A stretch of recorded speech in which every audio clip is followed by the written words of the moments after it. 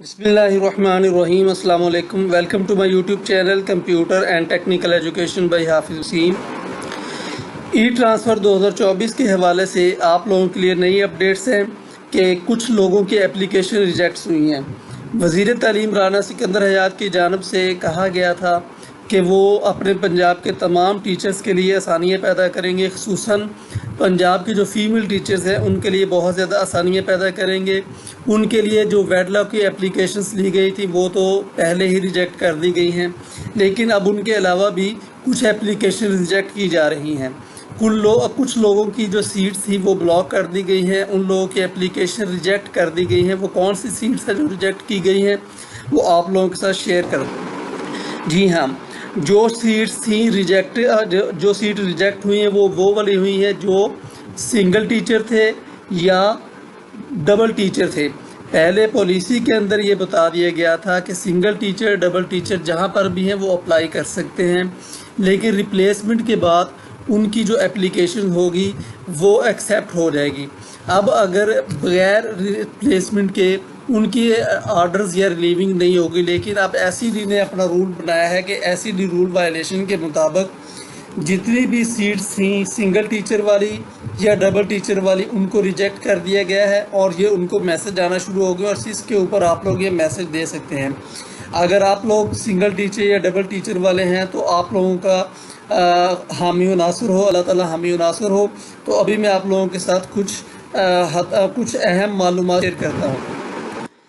जी हाँ, application reject कर दी गई किन टीचर्स की, जहाँ पर स्कूल में सिंगल या दो टीचर मौजूद थे। डिपार्टमेंट के रूल्स के मुताबिक सिंगल या दो टीचर वाले स्कूल में से कोई भी ट्रांसफ़र नहीं करवा सकता। यानी पहले तो उन्होंने पॉलिसी के अंदर रूल ये बना लिया था कि कोई भी एसटीआर लागू नहीं होगा। अगर कोई टीचर जाना चाहता है तो वो जा सकता है, लेकिन उसकी जगह पर जब तक कोई रिप्लेसमेंट नहीं आएगी, रिप्लेसमेंट से मुराद मेरा ये है कि जो भी येलो कलर या ऑरेंज वाले जो टीचर्स हैं वो रेड या ग्रीन के अंदर नहीं आएंगे, तब तक उसकी जो रिलीविंग नहीं होगी। लेकिन अब उन्होंने कह दिया कि उनके टीचर्स की जो ट्रांसफ़र एप्लीकेशन थी वही रिजेक्ट कर दी गई, वो अप्लाई करने के अहल ही नहीं हैं। इसके अलावा जो पेफ स्कूल टीचर्स हैं यानी पेफ फ़ेज़ 2 और फ़ेज़ 3 वाले, उनकी क्या सूरत हाल है वो आप लोगों को मैं बताता हूँ। जो फ़ेज़ 2 और फ़ेज़ 3 के जितने भी लोगों ने अप्लाई किया था उन सब की दरख्वास्तों को रिजेक्ट कर दिया गया है। फ़ेज़ 2 और फ़ेज़ 3 के जितने भी लोगों ने अप्लाई किया था उन सब की दरख्वास्तों को रिजेक्ट कर दिया गया है। एसईडी की जानब से कहा गया है कि उन स्कूल से ना किसी को निकलने की इजाज़त है और ना किसी को अंदर आने की इजाज़त है। ये अब एक पॉलिटिकल जलसे की सूरत अख्तियार कर दी गई है कि हुकूमत ने आपको एक ग्राउंड के अंदर भर दिया है। अब आप उनकी इजाज़त से अंदर तो आ गए, लेकिन अब आप ना बाहर निकल सकते हैं ना कोई इसके अंदर आ सकता है।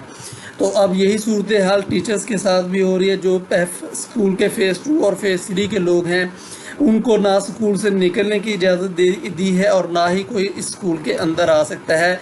इनसे बाहर और अंदर आने का रास्ता बंद हो गया है।